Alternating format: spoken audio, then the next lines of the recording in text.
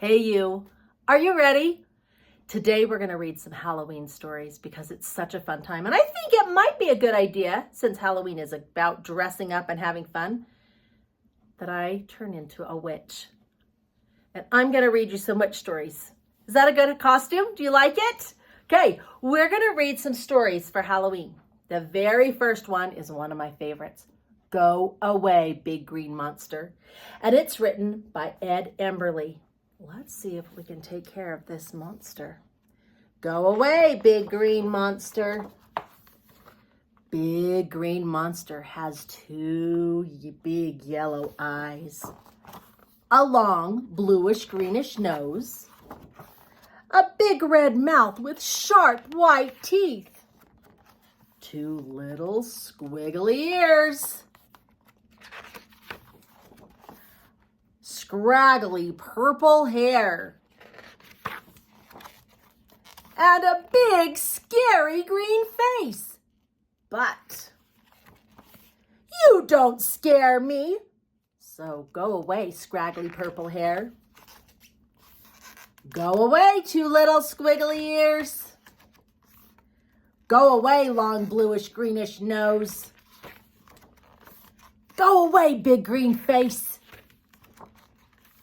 Go away, big red mouth.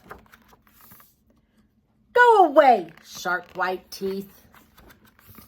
Go away, two big yellow eyes. Go away, big green monster. And don't come back until I say so. The end. All right, how about Pete the Cat? 5 little pumpkins. This is kind of a fun one. I love Pete the Cat. This is written by James Dean. Pete the Cat, 5 little pumpkins. 5 little pumpkins. Sitting on a gate. The first one said, "Oh my, it's getting late." The second one said, "There are witches in the air." The third one said, "But we don't care." The fourth one said, "Let's run and run and run." And the fifth one said, "I'm ready for some fun." Ooh, ooh, went the wind. And out went the lights. And the 5 little pumpkins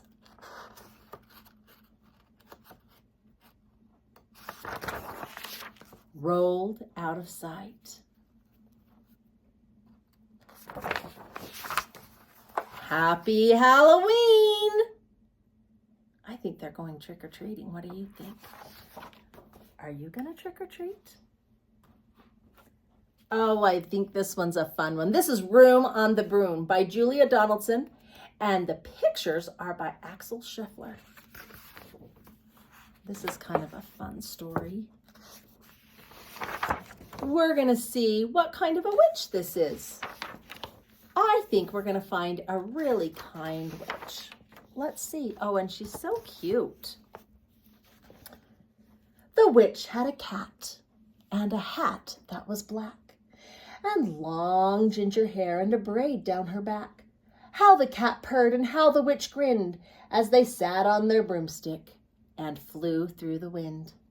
But how the witch wailed and how the cat spat when the wind blew so wildly it blew off her hat. "Down!" cried the witch, and they flew to the ground. They searched for the hat, but no hat could be found. Then out of the bushes on thundering paws there bounded a dog with the hat in his jaws. He dropped it politely, then eagerly said, as the witch pulled the hat down firmly on her head. I am a dog as keen as can be. Is there room on the broom for a dog like me? Yes, cried the witch, and the dog clambered on. The witch tapped the broomstick, and whoosh, they were gone.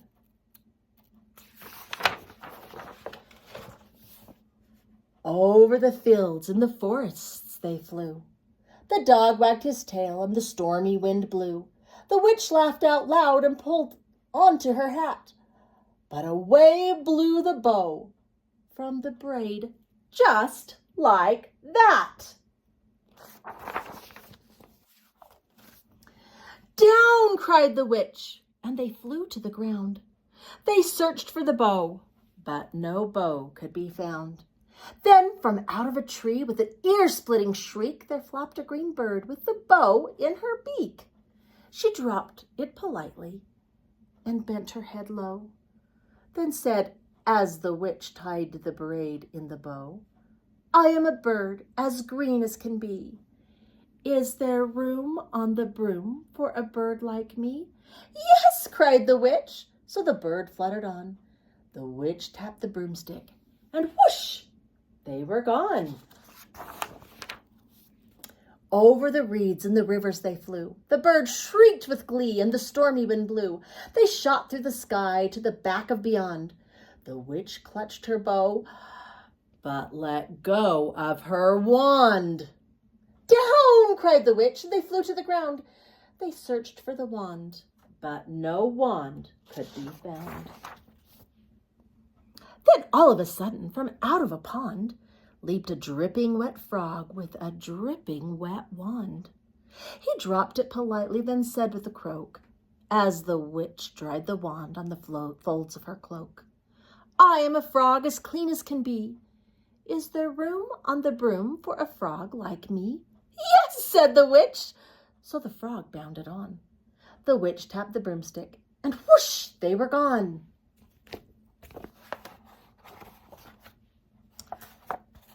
Over the moors and the mountains they flew. The frog jumped with joy and... What's gonna happen? The broom snapped in two. Down fell the cat and the dog and the frog. Down they went tumbling into a bog. The witch's half broomstick flew into a cloud, and the witch heard a noise that was scary and loud. I am a dragon as mean as can be, and which with French fries tastes delicious to me. No, cried the witch, flying higher and higher. The dragon flew after her, breathing out fire. Help, cried the witch, flying down to the ground. She looked all around, but no help could be found. The dragon drew near with a glint in his eye, and he said, just this once, I'll have witch without fries.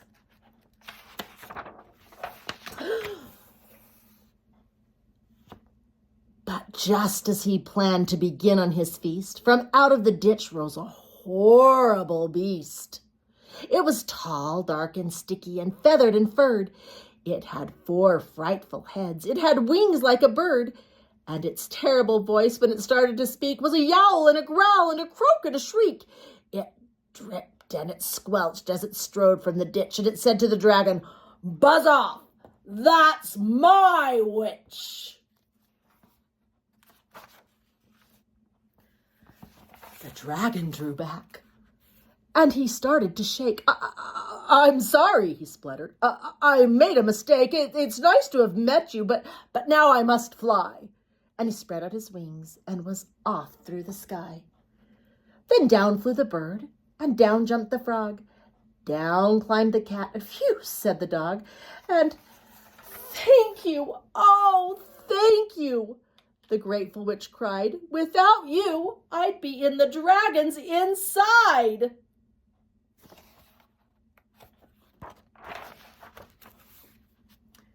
Then she filled up her cauldron and said with a grin, find something, everyone, throw something in.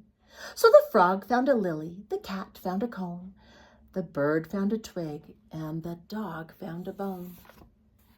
They threw them all in, and the witch stirred them well, and while she was stirring, she muttered a spell. Ickety, zickety, zackety, zoom! Then out rose a truly magnificent broom, with seats for the witch and the cat and the dog, a nest for the bird, and a pool for the frog. Yes, cried the witch, and they all clambered on. The witch tapped the broomstick, and whoosh, they were gone.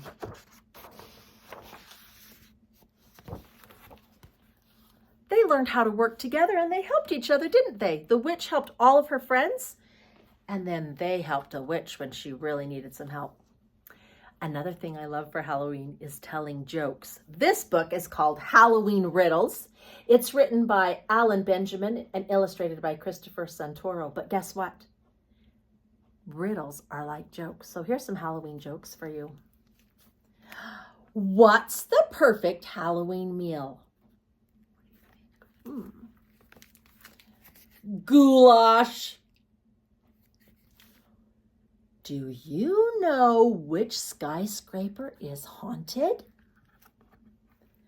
The Vampire State Building. Why did the fly fly?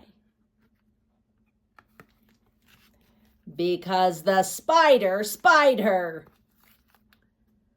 What do spooks eat for breakfast? Ghost toasties. Which witch do you take to lunch? A sandwich. What's a ghost's favorite color? Light blue. How far did the witch fly on Halloween? From ghost to ghost. You can tell some of those to your family. Now, one important thing about Halloween is if you go trick-or-treating and you're out at night, or even anytime you're out at night, this book, The Deep Dark Secret, is going to teach you something about being safe. This book is by Elizabeth Glenn and illustrated by Benton Mahon. On Halloween evening, the moon gave no light. The dress which Cackle wore was as dark as the night. Then she added black shoes and a black pointed hat to match her black shiny broomstick and black furry cat. At last she was ready to fly through the air in the hope that she might find somebody to scare.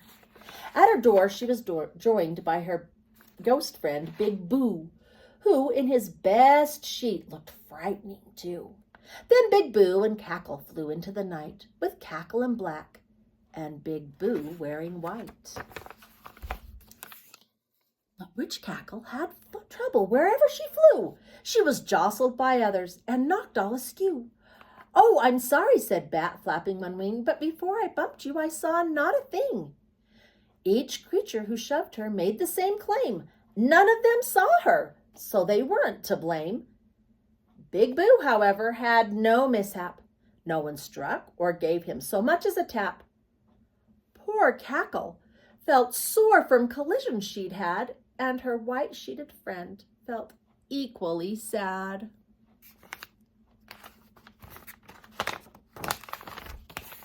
"Let's walk," Big Boo said as he started to land. "Surely no one will bump into you if you stand." The two had just settled down when down through the air flew Brainy the Owl with his solemn-eyed stare. "Hi, Big Boo," he hooted. "How are you, old chum? I'm having a party, and I hope you can come." Cackle waited, but Brainy said nothing to her. Tears welled in her eyes, and things started to blur. Then Brainy called out as upward he flew, "If you should see Cackle, ask her to come too."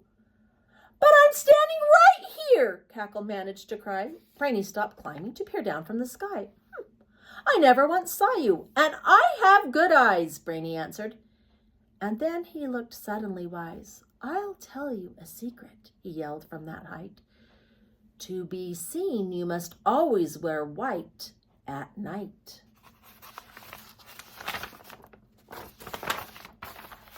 Now Cackle knew why so many things had gone wrong. No one had seen her the entire night long. But Big Boo told Cackle not to despair, and from parts of his sheet he started to tear strips for Cackle's arms and her waist. Then one on her broomstick and black cat she placed. Even witches, she'd learned, must wear white at night. Being seen keeps them safe and gives others a fright. When you go out to go trick-or-treating, remember to take a flashlight or a glow stick or wear something bright, something that's reflective, so that people can see you, and then you won't be like poor Cackle. She was so sad that no one saw her. I don't want you to be sad. I want you to be happy, and I want you to remember to be safe. We want to make sure everyone sees you and that you have a good time. I hope you have a great Halloween and enjoy these stories. It's always so much fun to see you. Take care. Bye.